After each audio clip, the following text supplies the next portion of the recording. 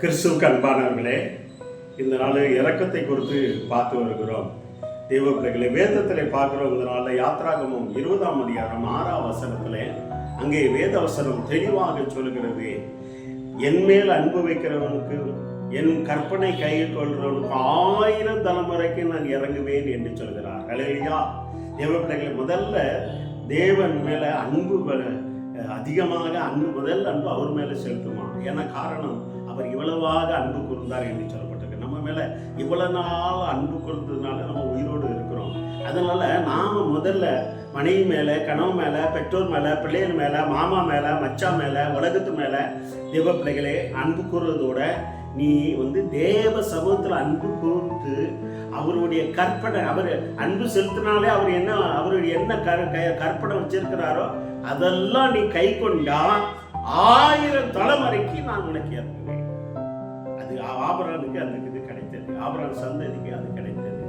அதனாலதான் ஆண்டவர் மோசே மூலமா சொல்லுகிறார், நான் ஆபிரகாமுக்கு யாருக்கனே கொடுத்திருக்கிறேன், அதே போல எம்எல் அன்பு செய்து என் கற்பனைகளை நீ கை கொண்டிருந்தா தேவ பிள்ளைகளே 1000 தலைமுறைக்கு உன் குடும்பத்துக்கு ஆண்டு இறங்குவார். ஒரு பிள்ளை தப்பு பண்ணனாலும் தண்டி திறப்படுவார், இறங்குவார். உன் பேர பூட்ட எல்லாம் யாரு தப்பு பண்ணாலும் 1000 தலைமுறைன்னா பார்த்துக்கோங்களேன்.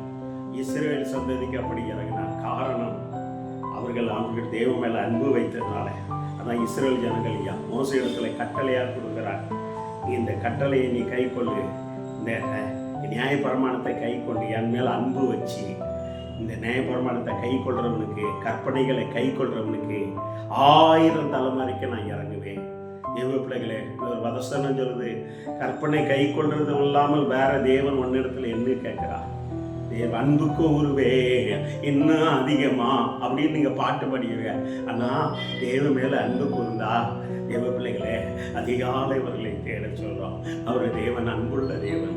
தேவ பிள்ளைகளே, உன் குடும்பத்துக்கு இறக்கம் கிடைக்குமா, உன் தலைமுறைக்கு இறக்கம் கிடைக்கணுமா, நீ அவர் மேல அன்பு செலுத்தி தேவ பிள்ளைகளே அவருடைய கற்பனை நீ கை கொள்ள போது உன் சந்ததிக்கு 1000 தலைமுறைக்கு இறக்கம் கிடைக்கும்படியாக ஆண்டவருக்கு விஷயம் தான். தேவ பிள்ளைங்க, ஒரு தலைமுறை 2 தலைமுறை இல்லை, 1000 தலைமுறைக்கு இறக்கம் கொடுக்கிற ஒரே தேவன் நம்முடைய தேவன், ஜீவனுள்ள தேவன், நேற்றென்று மாறாத தேவன்.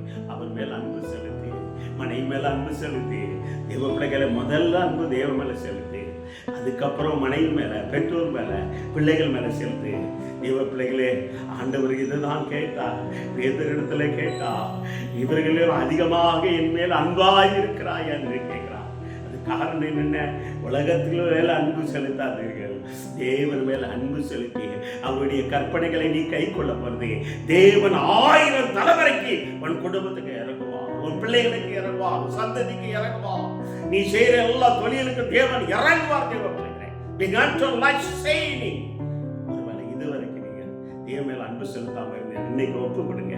தேவ மேல அன்பு செலுத்து, ஆண்டவரே உடைய கற்பனையை நான் கை கொள்வேன் என்று சொல்லி ஒப்பு கொடுங்க. தேவன் நிச்சயமாக உங்களுக்கு இறக்கம் கிடைக்கும்படியாக செய்வார். அன்பே பிரதான், மிகை கட்டலோ விஷை நிக்கணுமா. உலகமான அன்பு மாற்றிவிடாதங்க, மாயமான அன்புல விழுந்துடாதங்க, தேவனுடைய அன்புல நினைக்கிறீங்க. வேத வசனம் யோவான் 15 தேவ பிள்ளைகளே 9 சொல்லுகிறது, தேவனுடைய அன்புல நினைத்திருங்க. தேவ பிள்ளைக்கு அப்பதான் இறக்கம் கிடைக்கும். அவருடைய கற்பனை கை கொள்ளுங்க, நிச்சயமாக தேவன் 1000 தலைமுறைக்கு உங்களுக்கு இறக்குங்கிற தேவனாக இருக்கிறார். கண்களை மூடி ஜெபம் செய்வா. ஆண்டவரே, உண்மை அன்பு கூறுவேனப்பா, உண்மையில அன்பு கூறுது, உம்முடைய கற்பனை கை கொள்ளும்போது 1000 தலைமுறைக்கு, என் சந்ததிக்கு 1000 தலைமுறைக்கு இறக்கமுள்ளவராய் இருப்பேன் என்று சொன்ன தேவனே, அப்பா டேடி உனக்கு கோடி சோதரனப்பா, இறங்குங்கப்பா, இறக்கமுள்ள தேவனப்பா, எங்களுடைய சந்ததிக்கு இறங்குங்க அப்பா. நாங்க உண்மை அன்பு செலுத்துகிறோம், உண்மை போற்றுகிறோம், புகழுகிறோம்.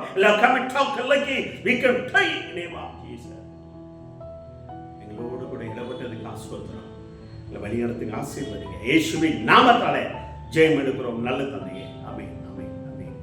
God bless you.